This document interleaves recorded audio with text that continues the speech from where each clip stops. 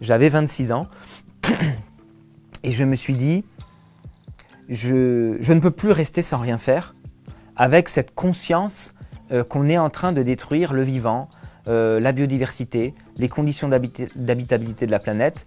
La contradiction est trop forte, je ne peux plus faire semblant de ne pas le savoir. J'ai besoin d'agir. Moi, j'ai grandi dans les années 80.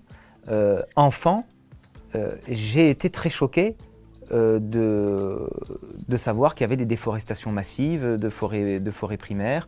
On entendait déjà parler de la déforestation de l'Amazonie. On entendait déjà parler de l'extinction des espèces, de l'effondrement de la biodiversité. Mais j'avais peut-être 8-10 ans. En fait, dès le moment où j'étais en âge de comprendre ce type d'informations, elles étaient plus rares. Donc ensuite, on grandit avec ça et on arrive à un moment quasi accidentel où je croise un recruteur d'adhérents à Greenpeace dans la rue. J'adhère à Greenpeace et en fait c'est le déclic où je me dis pour moi c'est le moment où je veux m'engager. J'avais 26 ans et je me suis dit je ne peux plus rester sans rien faire avec cette conscience qu'on est en train de détruire le vivant, la biodiversité, les conditions d'habitabilité de la planète. La contradiction est trop forte, je ne peux plus faire semblant de ne pas le savoir. J'ai besoin d'agir. J'ai besoin de m'y opposer. Je suis revenu habiter dans le sud-ouest, là où j'ai grandi, proche du Pays Basque. Là, j'ai découvert le militantisme basque, j'ai découvert l'association BICI.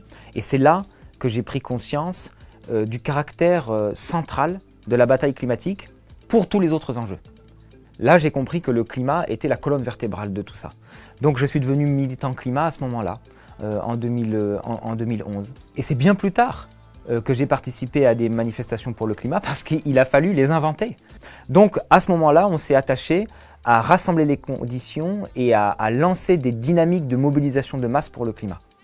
Et alors ensuite, une fois que ça a été lancé, se sont articulées autour, à nouveau, des actions de désobéissance civile, etc. J'ai peut-être fait un parcours d'engagement à l'inverse de ce que font beaucoup de gens aujourd'hui, c'est-à-dire que je n'ai pas commencé par des manifestations. Mais quand j'ai commencé en 2006, il n'y avait pas de manifestation pour le climat.